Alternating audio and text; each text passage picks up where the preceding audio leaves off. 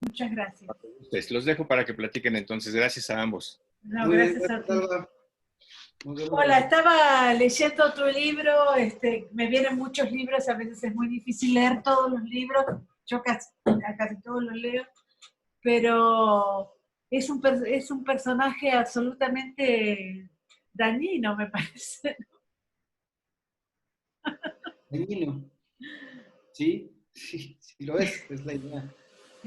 Nefasto, impresentable, pero, pero bueno, creo que al mismo tiempo me parece que a lo largo de la novela y a medida que vamos conociendo un poco su historia, es un personaje que también al final logra crear una repulsiva y extraña empatía en lectores.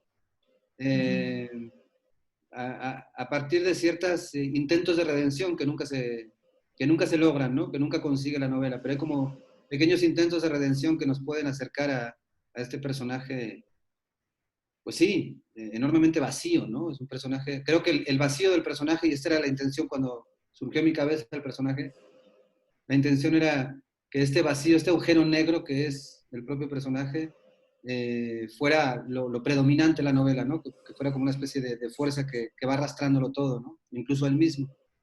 ¿Cómo Pero, construyes un personaje tan malo y por otro lado también cómo construyes esa ligazón que existe en el lector con ese personaje tan malo, ¿no? Porque cuando dice, voy a matar a este que hace una tarea noble, que espuriamente, digamos, la hace innoble, uno a veces termina pensando, claro, es como es ese que va a McDonald's y abofetea sí, a los que te dan hamburguesas, ¿no? pues la idea era un poco era esta, ¿no? De complejizar, eh, de romper con esta idea un poco maniquea y reduccionista del bien y el mal. Sí es un personaje que trata de totalizar el mal y sobre todo este mal sin ningún sentido, ¿no? Sin ningún objetivo, sin ninguna trampa en cuanto a, bueno, el fin justifica los medios, etcétera, ¿no? No hay nada de esto en este personaje, no tiene ninguna aspiración, ningún deseo, no quiere ganar dinero, no desea ser el más malvado de los malvados. Actúa y no sabemos muy bien por qué actúa como actúa. Pero precisamente creo que ahí está la clave de estos momentos en los que el lector repulsivamente o incluso contra los propios deseos del lector puede empatizar con este ente tan nefasto, en, en el hecho de que no hay objetivos y en el hecho de que en él anida una violencia, un deseo de destrucción que tiene que ver mucho con el enorme vacío existencial que tiene este personaje. Y en eso creo que de pronto nos toca a todos, ¿no? Todos tenemos esta angustia de vivir, este dolor de vivir, el dolor de la existencia, y cómo de pronto podemos entender, aunque tengamos nosotros los suficientes filtros como para detenernos, cómo podemos entender estos estallidos de violencia en el personaje para llenar este vacío, ¿no? Desde el principio lo concebí como un personaje enormemente vacío, sin nada, ¿no? Sin ningún deseo ni motivación, que podría ser una de las características de los personajes en general, ¿no? Desean algo los personajes, ¿no? Ahora, para mí es difícil juzgar a los personajes en ese vacío, pero siento también que hay como un gran vacío existencial de los sicarios, de los narcos, de los malos, de los delincuentes. Yo no comparto ese vacío, me parece. Que para mí creo que están los libros, que está la música, hay un montón de cosas que me parece que no conspiran con ese vacío. Bueno, claro, por supuesto. Es decir, en esta búsqueda del sentido de la existencia, eh, encontramos muchos caminos, ¿no? Y por supuesto, todas las posibilidades que el propio ser humano construye. O sea, así como el propio ser humano puede destruirlo todo, también lo puede construir hasta lo sublime, ¿no? Y, y ahí es donde entra el tema que también es una de las obsesiones de la novela, del libre albedrío, o si estamos condenados a determinados destinos, o si elegimos. Y bueno, creo que ahí es qué camino eliges para darle un sentido a tu existencia, para entender, para leer el mundo de manera que cada día sea soportable o cada día sea un día celebrable incluso, ¿no? Y en esas elecciones es donde entran los monstruos, los demonios, donde entran nuestras angustias, nuestros miedos. Y si bien existe esta enorme posibilidad, incluso la religión, ¿no?, que está ahí presente en la novela, Claro. la religión también puede ser una manera de darle un sentido a la existencia, pero en el caso de este personaje de RQ, nada de eso. Pues él es un profesor de matemáticas. Las matemáticas en algún momento apuntan a esta posibilidad de crear en él una serie de motivaciones, ¿no?, en un lenguaje tan limpio, tan preciso, tan ajeno a las emociones, que es el de las matemáticas, que por eso elegí que fuera maestro de matemáticas, por esta exactitud, por esta falta de emociones que asociamos a un lenguaje matemático. Y sin embargo tampoco esto, ¿no? Hay un momento en la novela que cuando la voz pasa a la tercera persona, que dice lleva una ciudad dentro, ¿no?, una ciudad que lo arrastra, este monstruo que lo va consumiendo por dentro y que hace imposible que le encuentre un sentido a la existencia, incluso cuando parece que con Celeste, en este amor incestuoso, pueda encontrar una significación y pueda encontrar las motivaciones. Tampoco. Ese vacío que lo succiona es más fuerte y termina arrastrándolo a lo que lo arrastra, ¿no?, al final. Uh-huh. Esta novela es una novela un poco compleja, bastante compleja dentro de lo que es tu obra, a pesar de que tu obra tampoco se lee tan linealmente. ¿Cómo la calificarías? ¿Por qué el Fondo de Cultura Económica? ¿Qué Bueno, pasa con la edición de esta novela? pues originalmente esta novela ya salió hace algunos años, pero en una editorial independiente, tuvo muy poca distribución, mínima distribución, cero difusión, y era una novela que a mí, dentro de mi producción, me gustaba mucho, que es una novela que me gusta, que sí quería que tuviera mayores posibilidades, que encontrara más lectores, que llegara a más sitios. No le había pasado en la primera edición, y cuando surge la oportunidad en el fondo, pues no me la pensé mucho, la verdad. Primero porque pues la colección es colección popular, segundo porque el fondo tiene un sistema de distribución propio, con grandes tentáculos que llega a muchas partes, porque sí creo que el fondo está haciendo un trabajo ahorita en este momento de que los libros no se queden ahí, sino que ya lleguen a las calles, lleguen a las ciudades, a los pueblos. Entonces me parecía como, la verdad, maravilloso, ¿no?, que pudiera esta novela que había quedado enterrada, que pudiera, o que pueda recorrer estos caminos, y yo espero que lo recorra. Ayer, ¿Sí? Dime. No, que ayer hablé con Óscar de la Borbolla y me decía, mi cena va a estar bastante nutrida en esta Navidad. ¿Es así? Pareciera ser que el fondo está como realmente repartiendo los libros de esta manera y que el escritor se beneficia también de ello. Yo sí creo que sí. Yo sé que ha habido un cuestionamiento por los precios que ponen, etc.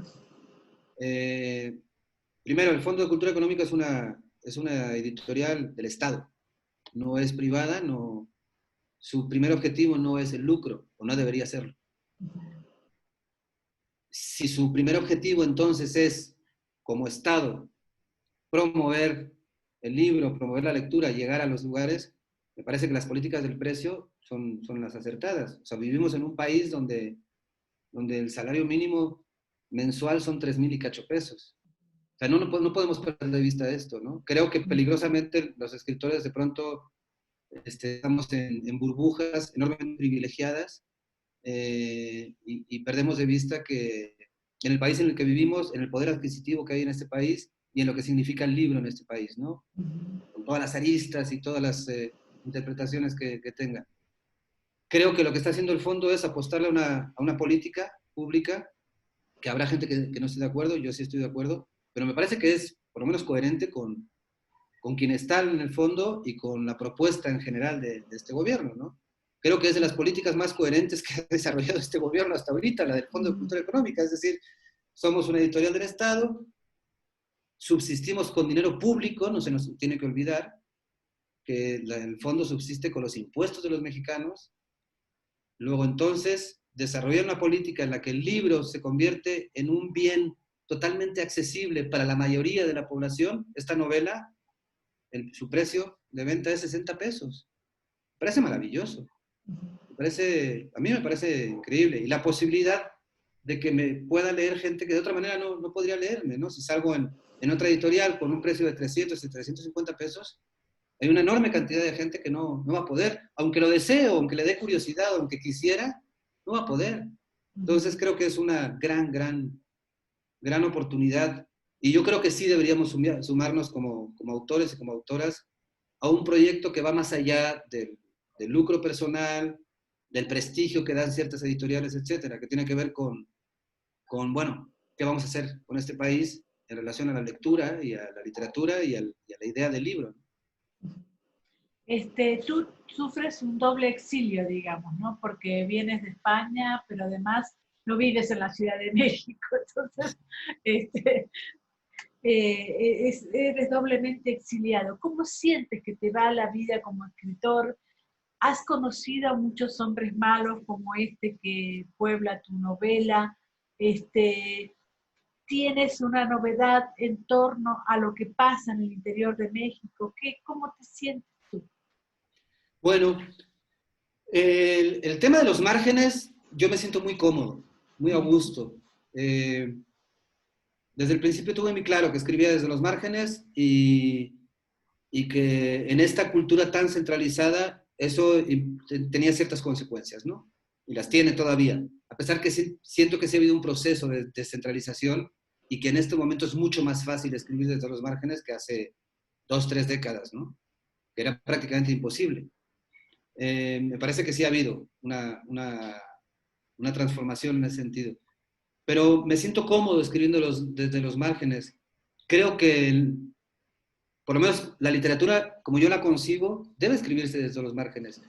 Me asusta la posibilidad de este confort de la Torre de Marfil, del privilegio del que hablábamos, de la comodidad de estar en la cima de algo, de un lugar que además ni siquiera existe, me parece, porque termina dañando la propia obra, ¿no? Creo que escribir sin rabia, escribir sin coraje, escribir desde esta burguesía, además muy ficticia, porque ni siquiera es una burbuja construida a partir de los éxitos editoriales o de la cantidad de lectores, ¿no? Eso no pasa en México.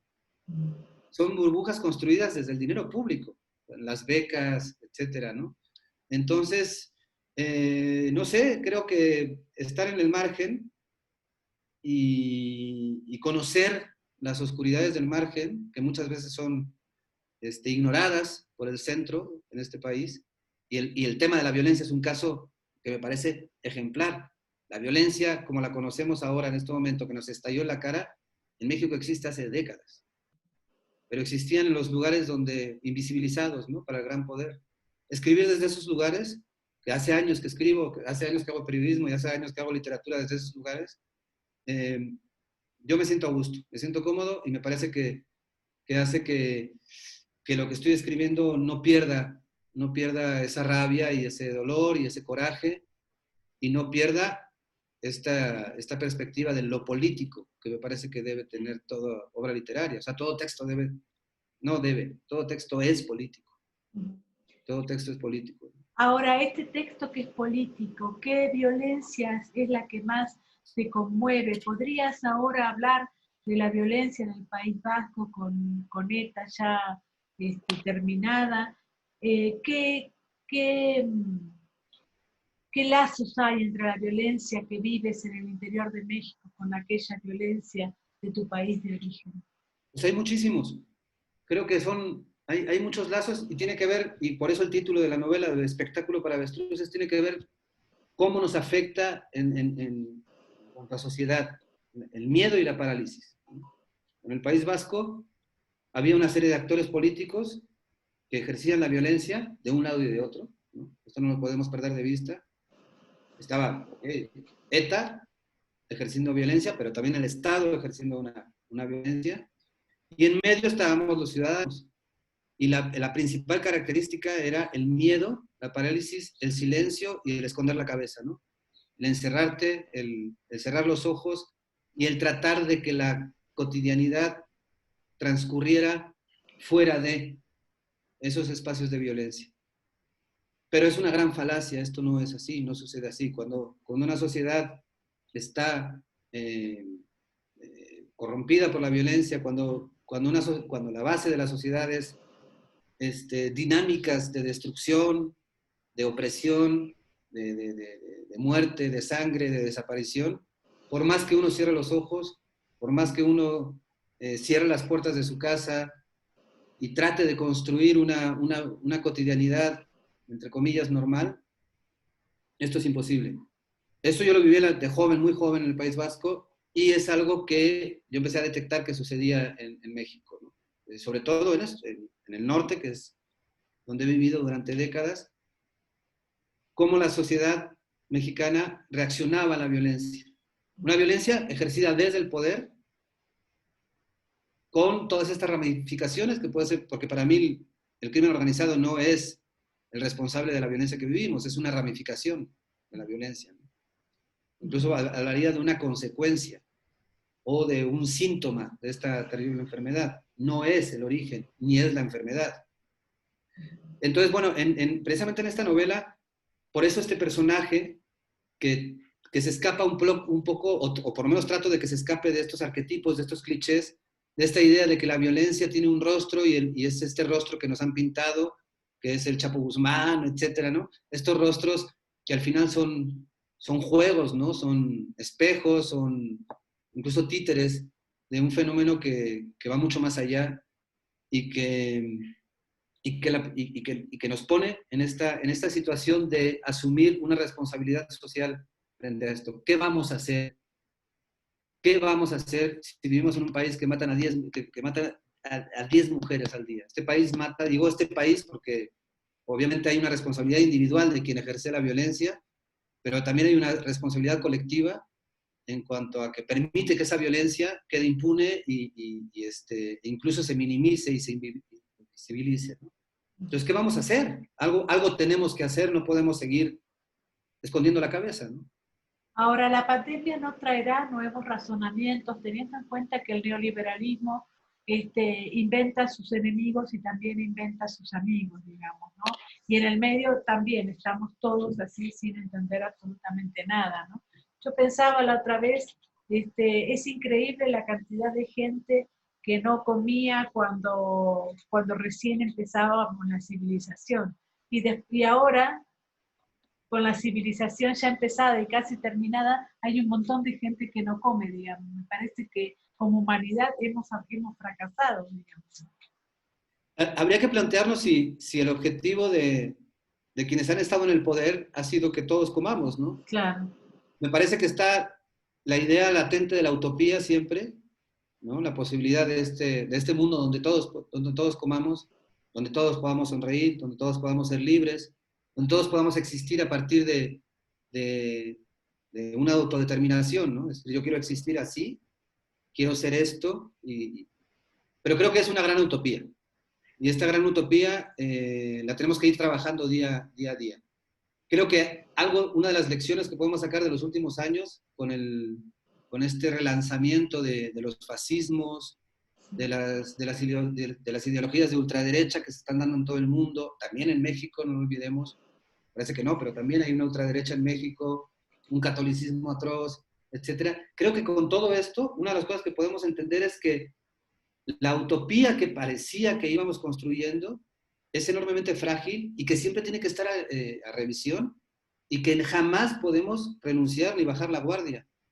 Creo que uno de los problemas que ha pasado en Europa es que pensaron que habían llegado ya a un lugar donde realmente no habían llegado y se están dando de narices con una realidad terrible, que es la del surgimiento de estas ultraderechas con discursos atroces que parecían superados, que parecían que después de la experiencia de la Segunda Guerra Mundial era imposible que se volviera a dar, y en menos de, en 40 años, se han recuperado los discursos, tiene una vigencia enorme. Entonces, la idea de utopía la tenemos que recuperar, la idea de utopía, pero desde niños, desde las escuelas, para contrarrestar esta creciente esta creciente imposición de ideologías devastadoras, que la historia nos ha demostrado que son devastadoras.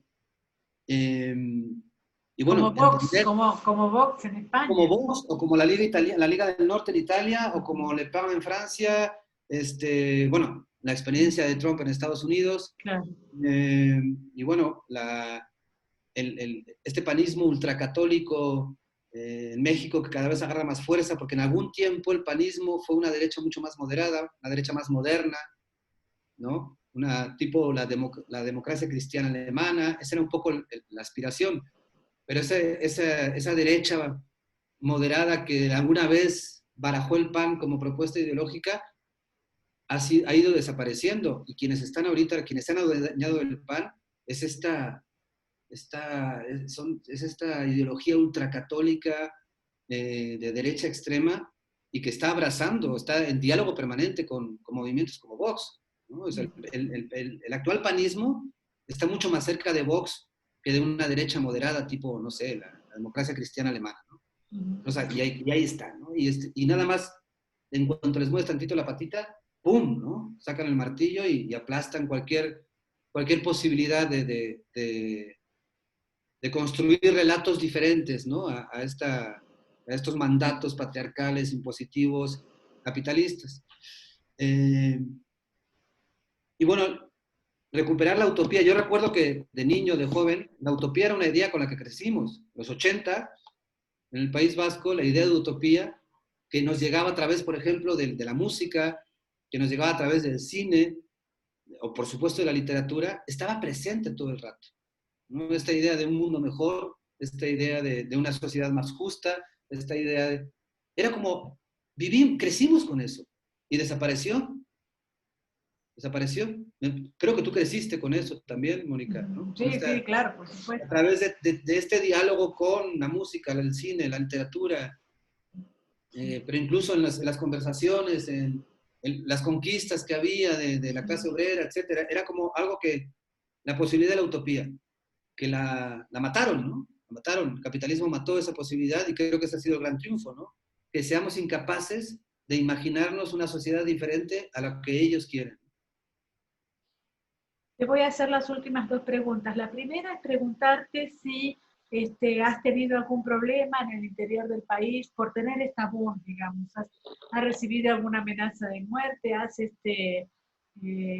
¿Cómo has vivido tu forma libre de expresión, digamos, en el interior de México? Cuando hacía periodismo, sí. La verdad, con el trabajo literario, no. Me parece que yo siempre he tenido la idea de que como no leen, pues ni siquiera saben que existe, ¿no? O luego tienen esta idea también de que, bueno, es ficción, ¿no? Son novelitas. Esto, como periodista, sí, en su momento sí recibí amenazas, sí recibí coacciones o intentos de compra.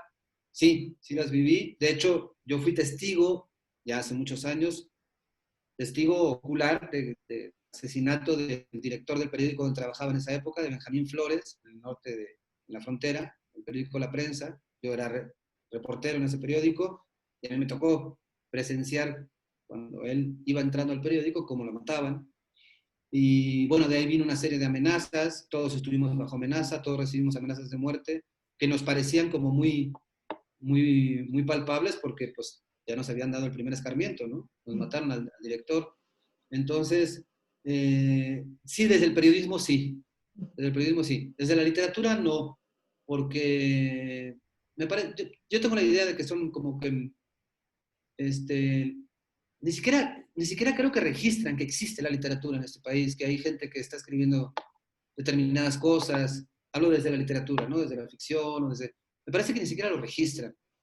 Le tienen mucho más miedo al periodismo de investigación o que pueda documentar, ahí sí, ¿no? Y en ese caso, y en ese sentido, sí. Y sí he tenido miedo, y sí me he autocensurado en algún momento, y sí he recibido llamadas o amenazas o sugerencias de que deje ciertos temas o deje de escribir sobre ciertas cosas. Sí, creo que todos en este país que hemos hecho algo de periodismo, en mayor o menor medida hemos enfrentado esto. Es una realidad brutal. Bueno, la última es que por otro lado este país te ha dado un premio muy importante hace muy poco. ¿Cómo lo viviste?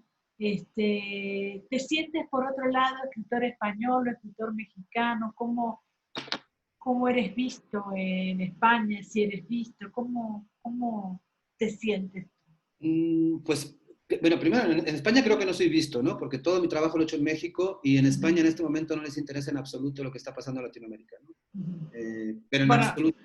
nunca les interesó. Nunca les ha interesado. Bueno, hubo una época en que sí tal vez voltearon y construyeron esta idea del boom, etcétera, ¿no? Ah, eso Pero es cierto. después de eso creo como que dijeron, ay no, estos sí escriben muy bien, vamos a relegarlos porque si no, entonces bueno, en ese sentido no creo que exista alguna visión sobre mí. Alguna vez me han contactado de medios muy marginales y me han entrevistado, etcétera, pero curiosamente siempre con la idea de, bueno, sí, nacido en el País Vasco, pero autor mexicano. Yo me siento como un autor mexicano. Toda mi literatura la he escrito en México, desde estar en este país, de vivir en este país, de existir en este país, con todas las implicaciones.